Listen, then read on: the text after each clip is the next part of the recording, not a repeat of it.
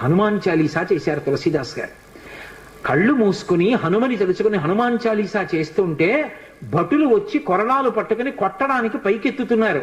ఆశ్చర్యం ఏమిటంటే ఆ రోజున పాదుషా కోట అంతఃపురం అంతటా పెద్ద పెద్ద కోతులు వచ్చి ప్రతి సైనికుడి చెయ్యి పట్టుకున్నాయి కదలకుండా. పాదుషా భయపడిపోయి సింహాసనం దిగి కిందకొచ్చి తులసీదాస్ గారి కాళ్ళ మీద పడ్డాడు. అప్పుడు ఖచ్చితంగా పూర్తయిపోయింది హనుమాన్ చాలీసా. ఆ తులసీదాస్ గారి చదివినప్పుడు అన్ని కోతుల రూపంలో వచ్చి ఎదురుగుండా హనుమ నిలబడి కాపాడారు తులసీదాస్ గారిని. అందుకే అప్పటికీ ఇప్పటికీ ఎప్పటికీ కూడా హనుమాన్ చాలీసాకి అంత శక్తి. తులసీదాస్ గారు ఎప్పుడు మాట్లాడుతూ ఉండేవారు స్వామి హనుమతోటి. రామాయణ రచన చేసేటప్పుడు రామచరితమానస్ రాసేటప్పుడు ఏ ఏ ఘట్టం దగ్గరికి వచ్చేటప్పుడు ఆయా ఘట్టం దగ్గర మళ్ళీ హనుమకి చదివి వినిపిస్తూ ఉండేవారు.